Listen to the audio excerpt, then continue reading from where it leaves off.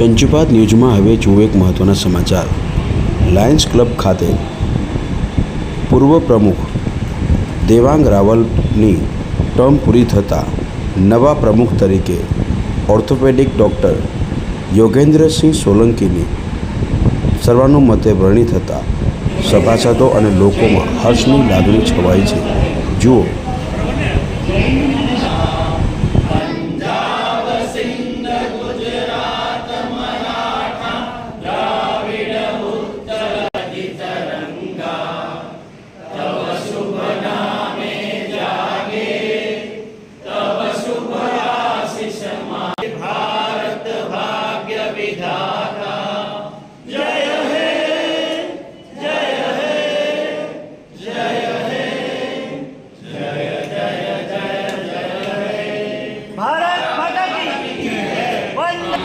દેવાંગભાઈ રાવલ છે।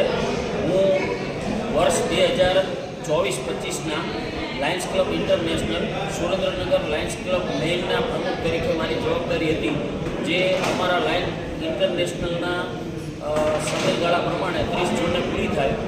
જે નવા પ્રેસિડેન્ટ તરીકે હવેથી આપણા સુરેન્દ્રનગરના જાણીતા ઓર્થોપેડિક ડૉક્ટર સાહેબ અને અમારા લાયન્સ ક્લબના સિનિયર મેમ્બર એવા ડૉક્ટર યોગેન્દ્રસિંહ સોલંકી જેઓની સર્વાનુમતે લાયન્સ ક્લબ ઓફ સુરેન્દ્રનગર મેઇનના પ્રમુખ તરીકે નિયુક્તિ થઈ અને આજે એમનું ઇન્સ્ટોલેશન અને ઇન્ડક્શન સેરેમનીનો કાર્યક્રમ લાયન્સ ક્લબ હોલ ખાતે યોજાયો હતો।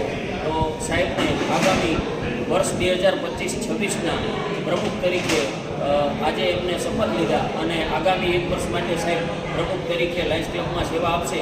સાહેબને ખૂબ ખૂબ અભિનંદન। શું સાહેબ કહેશો આજે? મારું નામ યોગેન્દ્રસિંહ સોલંકી છે। હું ઓર્થોપેડિક સર્જન છું અને મારું પ્રાઇવેટ પ્રેક્ટિસ ક્લિનિક પણ છે। આજના દિવસે વર્ષ 2025-26 માટે લાયન્સ ક્લબના પ્રમુખ તરીકે મેઇન બ્રાન્ચમાં મારી વરણી થઈ છે।